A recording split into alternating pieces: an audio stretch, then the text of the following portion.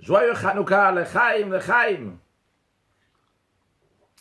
Hachem donne à chacun, chacune, une vie avec plein de lumière, comme il se doit dans les jours de Hanouka, avec plein de chaleur, comme les bougies de Hanouka, matériellement, spirituellement, dans tous les domaines, dans tout ce qu'il y a besoin, et toujours dans la joie et la bonne humeur pour pouvoir accueillir Mashiach now. Le Rabbi a demandé de faire un Farbringen tous les jours de Hanouka. Et dans ce Farbringen-là, de parler de la partie de la Torah, la partie dévoilée de la Torah, la partie cachée de la Torah, et de diffuser des miracles. Et c'est ce qu'on va faire ensemble aujourd'hui pour accomplir la volonté du Rabbi. En l'an 2000, en hébreu, c'est en Tavshin Samech Alev, c'était le mois de Tishri, j'avais une question à demander au Rabbi. C'est une question en vérité qui s'est déjà posée plusieurs fois avant, mais j'avais jamais demandé la question parce que je pensais avoir la réponse. Je suis né en France, et en France, même les Chabad, une prononciation dans la prière, qui est une prononciation séfarade, on dit Baruch Ata, on ne dit pas Baruch Ata, etc. Et donc, j'ai toujours eu la prononciation séfarade, ce qui me convenait, vu que le Rabbi a écrit dans plusieurs reprises, comme on va lire dans quelques instants, que ça n'a pas d'importance, la prononciation. En effet, dans Shulchan Menachem, il ramène plusieurs lettres du Rabbi. À l'époque, Shulchan Menachem n'existait pas, j'avais 23 ans, et il n'y avait pas encore Shulchan Menachem, mais dans les lettres du Rabbi que j'avais déjà lues, qui parlaient de ce sujet-là, par exemple, dans Yigot Kodesh Chelek Kraf, le Rabbi écrit à quelqu'un, le fait que vous écrivez que pendant toute votre vie, vous priez avec une prononciation séfarade, est-ce que vous devez changer en prononciation ashkénaze? Vous avez entendu qu'il y a des qualités en priant dans cette prononciation ashkénaze. Le Rabbi dit, je n'ai pas entendu ça. Je ne vois pas quelle raison changer de cette prononciation qu'il a eu l'habitude, qu'il a eu pendant toute sa vie. Le Rabbi dit, vrai que la version Chabad, c'est la meilleure, c'est-à-dire donc dans le Noussar du Admour Hazaken Rabbi Shneur Zalman, le premier Rabbi de Chabad, la manière qu'il a écrit le Sidour, ça c'est la meilleure manière, donc il est très très précis, mais le Rabbi dit, ce n'est pas lié avec la Havara, avec la prononciation. Juste rappeler que l'Admour Hazaken, le premier Rabbi de Chabad, lorsqu'il a écrit le Sidour, aujourd'hui on appelle ça le Sidour Teilat Hashem, il avait entre 60 et 70 Sidourim, donc il a vraiment été très très très méticuleux sur chaque chose qu'il a écrit dans le Sidour, donc c'était vraiment, entre guillemets, tamisé, vraiment le meilleur du meilleur ressorti dans ce Sidour, c'est-à-dire la raison pour laquelle que c'est bien de prier dans ce Sidour-là, mais le Rabbi dit, bien que ce Noussach-là, il est le meilleur, mais en tous les cas, ce n'est pas lié avec la prononciation de la... comment on va prononcer. Donc, basé sur cette lettre-là, aussi dans d'autres lettres, donc je n'ai jamais changé de Havara, de prononciation. Bien que je suis passé dans plusieurs yeshivot, des yeshivot ashkénazes, mais ça me convenait, vu que c'est le Rabbi a dit qu'il n'y a rien de spécial. Si le Rabbi dit qu'il n'y a rien de spécial, c'est pas parce que les autres font comme ci ou comme ça qu'il faut faire d'une manière ou d'une autre. Il faut faire ce que le Rabbi dit de faire. Lorsque j'avais 23 ans, plusieurs amis qui m'ont dit, demande au Rabbi. Nous on pense qu'il faut faire en prononciation ashkénaze. Bon, j'ai dit, qu'est-ce qu'on perd? Peut-être j'aurais pas dû le faire en tous les cas, mais concrètement, j'ai demandé au Rabbi. Lorsque je suis parti sur la tombe du Rabbi, donc, il me semble que c'était entre Rosh Hashanah et Kippour, entre Kippour et Sukkot, sûrement peut-être avant mon anniversaire de 23 ans, qui est le 20e jour du mois de Tishri, pendant la fête de Sukkot. Donc sûrement j'ai dû partir avant, et j'ai écrit au Rabbi. La question, est-ce qu'il faut changer de prononciation? Évidemment, pour moi, c'était une évidence que le Rabbi allait dire qu'il n'y a pas besoin de changer de prononciation. Maintenant, comment le Rabbi va répondre, ça, ce n'est pas mon affaire. Ça, c'est l'affaire du Rabbi. Le Rabbi sait comment il va répondre. Il a ses moyens. Bien. Après que je sors, donc, ce qu'on appelle dans l'endroit où le Rabbi repose, donc le Ohel, il faut que je ressors de là-bas, pour repartir là où j'étais à la Yeshiva Tom Chetvim, Macron Heights à Brooklyn, il fallait une voiture. Donc, j'ai attendu devant que quelqu'un passe. J'ai demandé, est-ce que tu repars à Crown Heights? Il m'a dit oui. Je suis rentré dans la voiture Et naturellement, une conversation s'engage et on discute. Et je dis, ah, tu es français. Ah, il y a beaucoup de séfarades en France, oui. Et cette personne-là, c'était un chaliard en Floride. Il me dit, moi j'ai beaucoup de séfarades aussi en Floride, mais on n'arrive pas à trouver un moyen, comment influencer, donc, parce que dans chaque Bet Rabbad, on veut influencer les juifs à étudier la chassidoute. Après, comment ils veulent se comporter dans le Sido, le rabbi a dit plusieurs fois aux juifs qui sont en Tunisie, au Maroc, aux shluchim, aux émissaires du rabbi en Maroc, en Tunisie, ne pas changer les coutumes ou la manière, donc le Sido qu'ils ont, etc. Mais on veut les influencer. Il me dit, mais je ne sais pas, je n'ai pas réussi à influencer les Sfaradim, mais on discute. Sfarad, Chabad. Et lui, dans sa conversation, on est arrivé à parler donc qu'il y a des Sfaradim qui ont fait un comportement, donc ils sont devenus comme des Chabad à 100%. Et on a parlé la prononciation. C'est pas moi qui a lancé le sujet. Celui me dit, certains, même la prononciation, bien que le rabbi n'ait pas dit clairement de changer la conversation, mais il dit mitzad et kashus, skashus, par attachement au rabbi. C'est une notion chassidique qui est de kashut, attachement au rabbi. Alors, le chassid essaie de tout faire comme le rabbi, dans tous les détails, quelle que soit la manière. Évidemment, l'attachement au rabbi sont les choses essentielles de base, mais même les choses qui sont superficielles, un chassid se comporte aussi comme le rabbi. Donc, c'est pour ça qu'il m'a dit ce chaliach-là, donc, que par rapport à Iskashus, ils ont tout changé, ils ont changé même la prononciation séfarade en ashkénaze. La vérité, je ne l'ai pas dit à ce chaliach-là, et d'ailleurs même pour moi, ça m'a mis du temps à réaliser la réponse du rabbi, je n'ai pas changé le lendemain tout de suite, je crois que ça m'a mis 1 semaine, 10 jours, 2 semaines, jusqu'à que finalement j'ai concrétisé cela. Et donc, j'ai changé la prononciation séfarade en prononciation séfarade. Le rabbi dit, dans certaines lettres, aussi dans Igrot Kodesh Chalekraf, donc c'est un recueil de lettres du rabbi, il dit en réponse à sa question, donc cette personne-là, lui, c'est un Ashkenaz qu'il avait, bon, c'est une question un peu particulière, le rabbi, il peut prier en prononciation séfarade ou Ashkenaz, mais pas mélangée, c'est-à-dire que toute la prière doit être avec la même prononciation.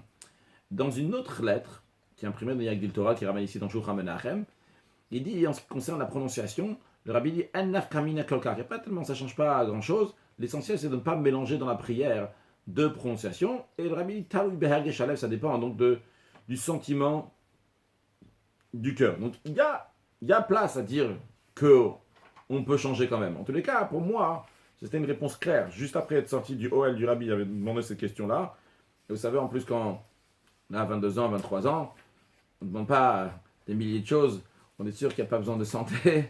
On n'a pas besoin de parnassin, on ne va pas travailler. En général, c'est des choses spirituelles et c'est des questions. C'est sur des sujets comme ça qu'on demande au rabbi. Juste après qu'on sort du OL, le rabbi te répond. Ça, c'est une réponse claire que le rabbi il te fait passer à travers. En l'occurrence, c'était ce chaliard de Floride, que je ne connais pas même pas son nom. Mais il a fait passer donc par quelqu'un, ça aurait pu passer par quelque chose d'autre. Mais le rabbi, là, c'est moyen après pour répondre. Alors, j'avais un doute si je raconte cette histoire. Bon, c'est une histoire, on va dire, un peu personnelle. Mais en plus, ce que le rabbi dit clairement, qu'il n'y a pas besoin de changer. En plus de ça, lorsque quelqu'un il va changer de prononciation, en général, c'est pas évident. Il va perdre du temps. À la place que d'aller mettre des tefilines à notre juif, et tu dis une page de Gemara, et tu dis entre un autre Mahamar de Chassidut, il va commencer maintenant à changer, etc. Personnellement, vu que j'étais déjà depuis quelques années dans des yeshivot dans lesquels la prononciation était ashkenaz, pour moi c'était assez facile à faire. D'ailleurs, jusqu'à aujourd'hui, ce qui concerne la lecture de la Torah, je ne peux pas lire la Torah en prononciation ashkenaz, et je ne le fais pas d'ailleurs. Quand je lis en Torah, je lis en prononciation séfarade en général, parce que c'est compliqué pour changer, donc ça, je ne me suis pas cassé la tête à le faire. Mais peut-être il faut faire un mystadis kashrus. Mais je ne pense pas, en tous les cas, personnellement, qu'il y a besoin de changer, même dans ces sujets-là, parce que on peut investir le temps dans d'autres choses. Peut-être je devrais changer ou pas, je ne sais pas. Mais c'était pour partager l'histoire et surtout le message de l'histoire. Donc pas la forme de l'histoire, de changer de prononciation. Ça, c'est pas le message de l'histoire. Mais le miracle, si je veux appeler ça un miracle, pour moi, c'est oui un miracle. Le rabbi répond d'une manière ou d'une autre à un chassid qui demande une question au rabbi. Et à ce sujet-là, c'est sur ça que je veux insister. Comment voir le rabbi ?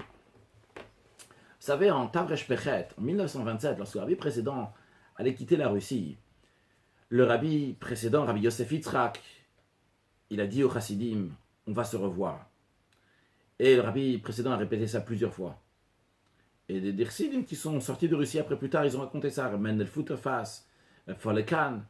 Ils ont dit que le rabbi précédent, cette période-là, dans Tishri, une fête de Rosh Hashanah, Yom Kippour, Sukkot, le rabbi précédent a dit, puis il y a plein de chassidim qui sont venus de partout pour voir le rabbi, la dernière fête qu'il avait passée avec le rabbi a dit plusieurs fois, il faut se voir, on va se voir.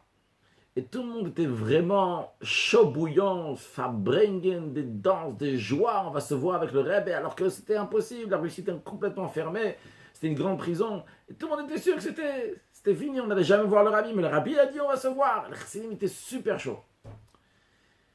Maintenant, le Futterfass, il dit, il y a des grands chassidim, il dit je dirai jamais leur nom, il n'a jamais dit leur nom, des grands chassidim qu'ils ont refroidi tout le monde. Pas par méchanceté. Ils ont dit, qui peut s'imaginer qu'est-ce qui va se passer si ça va pas arriver exactement ce que le rabbi a dit, et on va pas se voir avec le rabbi, les gens ils vont être bouleversés, il y a déjà assez d'épreuves comme ça. Alors ils ont dit au chassidim, écoutez, lorsque le rabbi dit on va se voir, c'est pas obligé qu'on va se voir physiquement, matériellement, on va se voir à travers une étude de chassidout, à travers par du spirituel, etc. Et la fois, quand il racontait l'histoire, il disait, Baruch Hashem, grâce à Dieu, moi j'ai pas suivi ces grands chassidim. Moi, je dis, on est des anashim pshutim, des gens simples. Et si le rabbi dit les choses, ces choses sont simples. Il n'y a pas de, il y a pas de chokhmot, il n'y a pas besoin de chercher, de dire que peut-être c'est spirituel. Le rabbi il dit, on va se voir matériellement. Qu'est-ce qui s'est passé dans la suite? Tous ceux qui ont une confiance et qui ont dit, quand le rabbi dit, on va se voir physiquement, matériellement, on va se voir, tous, ils ont vu le rabbi avant 1950, avant que le rabbi précédent quitte ce monde. Les autres, ceux qui ont dit on va voir le rabbi à travers des discours chassidiques ou spirituellement, ils ont sûrement vu le rabbi par des manières spirituelles, etc. Mais en tous les cas, ou bien ils n'ont pas le rabbi, ils sont pas sortis de Russie, ou bien ils sont sortis avant, mais ils n'ont pas vu physiquement le rabbi précédent. Mais le rabbi, il se dévoile à toi comme toi, tu le fais. Si toi, tu décides le rabbi, il dit c'est pâche toutes ces évidences avec simplicité. Alors c'est comme ça. Si toi tu décides que le rabbi, il est ailleurs, alors il est ailleurs.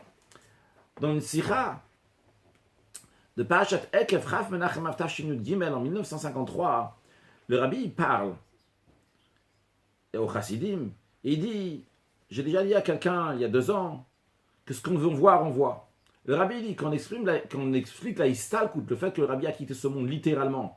Et on voit la grandeur du rabbi, que même le Ganed, le paradis inférieur n'est pas suffisant, même le paradis supérieur, le 7e cieux, c'est un endroit très très haut, mais le rabbi est encore plus haut, etc. Alors vu que Dieu c'est le bien, il fait du bien, alors ta volonté c'est de voir le rabbi dans Rikia, à Shvi ou encore plus haut.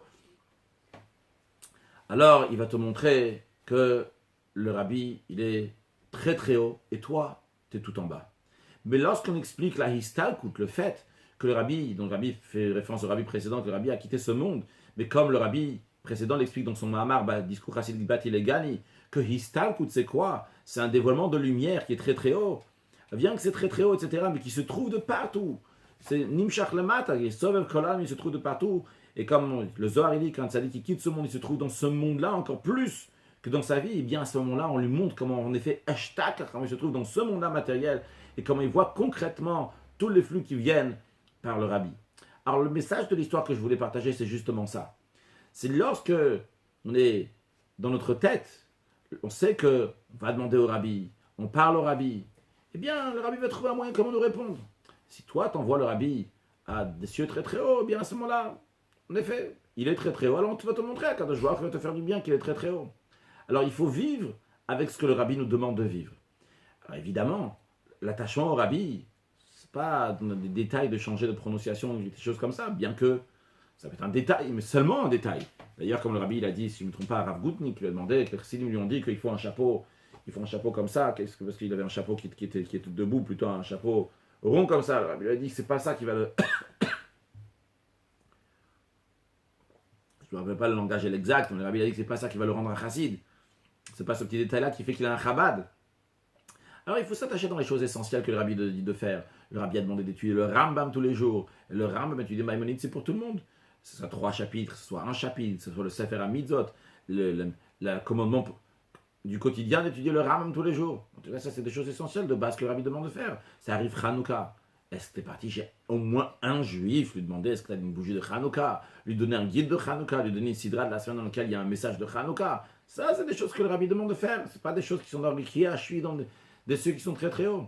Et l'essentiel de tout, un point essentiel que le Rabbi insistait énormément, particulièrement dans les dernières années, 5751-5752, de vivre avec Mashiach, que tout de notre vie va être vécu avec Mashiach. Le Rabbi a montré l'exemple. À chaque fois qu'il parlait à l'un ou à l'autre, ou dans une sira, dans un discours, ou même que ça parlait de ci ou de ça, hop, directement le lien, il vient, c'est lié avec Mashiach. Alors, on va renforcer notre kashut au Rabbi, notre attachement au Rabbi, et particulièrement en vivant Mashiach, en vivant avec le sujet du Rabbi, comme il se trouve ici-bas, avec nous, dans ce monde matériel. Et par cela, on pourra très prochainement accueillir la venue de Mashiach, et c'est lié avec Hanouka, parce qu'on sait que Mashiach, c'est les initiales Madlik Shmon Atime Hanouka, allumer les bougies de 8 jours de Hanouka, et on pourra allumer la menorah, le candélabre, dans le 3e temple, très prochainement, le Chaim, un joyeux Hanouka, le Chaim.